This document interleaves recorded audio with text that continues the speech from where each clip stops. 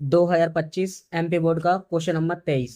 इसको हम देखेंगे, सॉल्व करेंगे। क्वेश्चन में क्या पूछ रहा है, बहुलक निकालना है, जिसको इंग्लिश में मोड बोलते हैं, जो आपने देख लिया। क्वेश्चन को स्टार्ट करते हैं। क्वेश्चन क्या कह रहा है, ये स्टेट, कोई भी स्टेट बोर्ड हो या सीबीएसई बोर्ड हो, सब में बराबर काम आएगा। सबसे पहले क्या है, ये इसका फॉर्मूला है।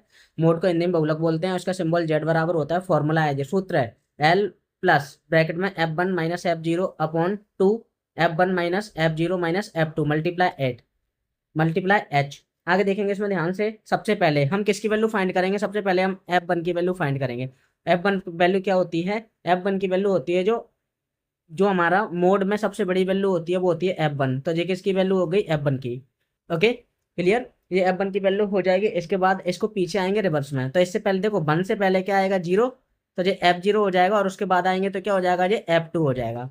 तो हमें 3 वैल्यू मिल गई, क्लियर। अब इससे 8 के जस्ट ऊपर जो बॉक्स में वैल्यू है उसको देखेंगे, आगे वाली वैल्यू लेंगे। ये क्या होती है, लिमिट होती है, लोअर लिमिट। तो ये एल की वैल्यू भी आ गई। अब देखेंगे, कोई भी नंबर ले लो, जैसे 1 से लेके 3, कितने बीच का डिफरेंस है, 2 का। यहाँ भी देखोगे आप, कितने का डिफरेंस है, 2 का। सबके बीच में 2 का डिफरेंस है, तो ये किसकी वैल्यू आ गई, एच। बस फॉर्मूले में वैल्यू पुट कर दो, आंसर आ जाएगा। एल की वैल्यू कितनी है, 3। F1 की वैल्यू कितनी है, 8।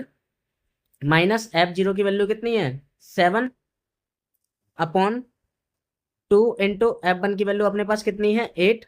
माइनस F0 की वैल्यू अपने पास कितनी है, F0 की अगेन 7। और फिर अपने पास कितना है, F2 की वैल्यू कितनी है, 3। और H की वैल्यू कितनी है अपने पास, H की वैल्यू कितनी है अपने पास, 2। इस वैल्यू को सॉल्व कर लेंगे, आंसर आ जाएगा। सॉल्व करते हैं इसको।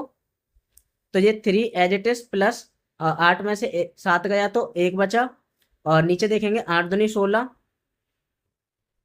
और माइनस ये कितना हो जाएगा, 10 हो जाएगा। और ये मल्टीप्लाई में 2 चल ही रहा है, 3 का 3 प्लस, इसको देखेंगे तो ये कितना आ जाएगा, 1 अपॉन में 16 में से 10 गया तो कितना बचा अपने पास, 6 बचा। और मल्टीप्लाई में 2 चलेगा, तो 2 से काट दिया तो कितना आ गया, 4।